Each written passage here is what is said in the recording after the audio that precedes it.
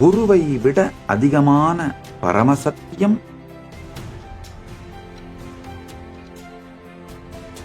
மாறாத ஒன்று குரு. அவரை பிடிச்சிட்டீங்கன்னா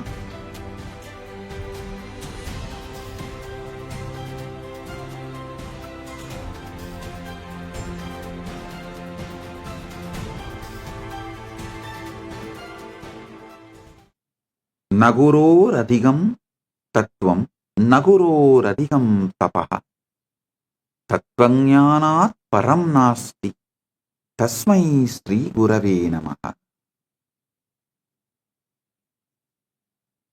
குருவை விட அதிகமான பரமசத்தியம் எதுவும் இல்லை. ஒன்று நல்லா புரிஞ்சுக்கோங்க. ஒரு ஸ்ரத்தையான தேடுதல் உடையவனுடைய வாழ்க்கையிலே உண்மையில பாத்தீங்கன்னா இஷ்ட தெய்வம் கூட மாறலாம், தவறில்லை.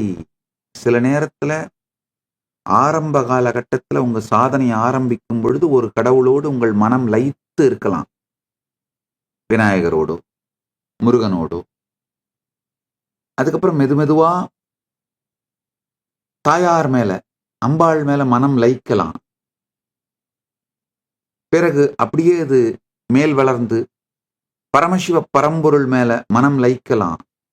பரமசிவ பரம்பொருள் மேலேயே கூட அவருடைய அஷ்டாஷ்ட மூர்த்தங்கள் 64 வடிவங்களிலே ஏதாவது ஒரு வடிவத்து மேல ஆழ்ந்து லயிக்கலாம். நடராஜரா இருக்கலாம்,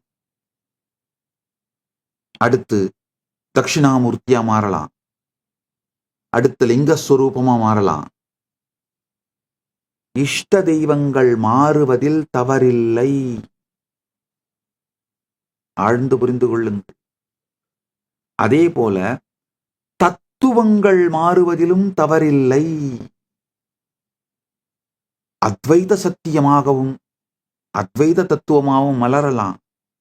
அதுக்கும் மேல போய் பா இந்த 3 நிலையுமே சத்தியம்பா, அவரை நான் ரசித்து ருசித்த துவைத பக்தி நிலையும், அவர் எனும் பெருங்கடலிலே எழும் அலை நான் என்று உணர்ந்த விசிஷ்டாத்வைத நிலையிலும், அவரும் நானும் ஒன்றே என்றுணர்ந்த அத்வைத நிலையிலும்,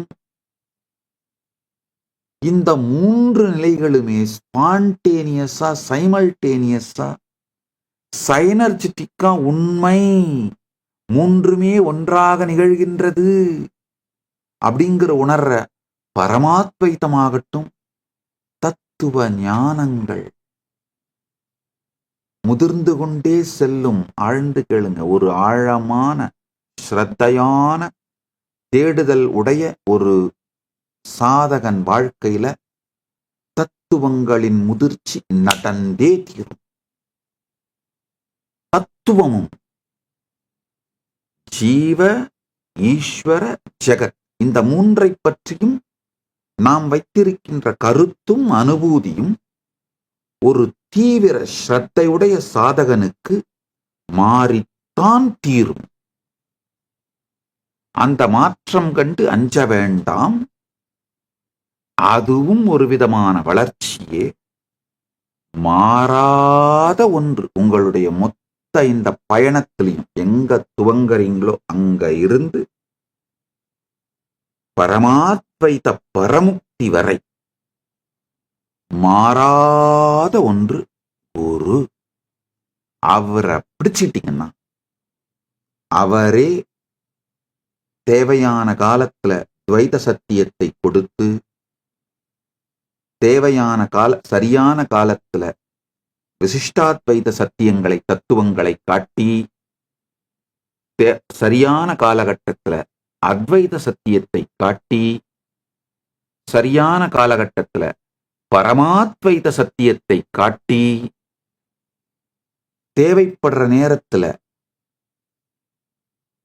உங்களுக்கு எந்த இஷ்ட தெய்வம் சரியா இருப்பாரோ அந்த இஷ்ட தெய்வமாகவே அருள் செய்து, அந்த வடிவத்திலேயே காட்சி கொடுத்து, நீங்க முதிர்ச்சி அடைந்தால் வேறொரு இஷ்ட தெய்வத்தை நோக்கி உங்களுடைய உணர்வு செல்லுமானால் அந்த தெய்வமாக காட்சியளித்து அருள் செய்து உங்களை அழகா பக்குவப்படுத்தி பரமுக்தியில் பரமாத்வைதத்தில் நிலை பெறச் செய்துவிட்டு தான் விடுவார். Nityanandam, thank you for watching, and if you found the video enlightening, please give it a like, share it with your loved ones, and subscribe to stay connected with us. don't forget to click the bell icon to receive the notifications.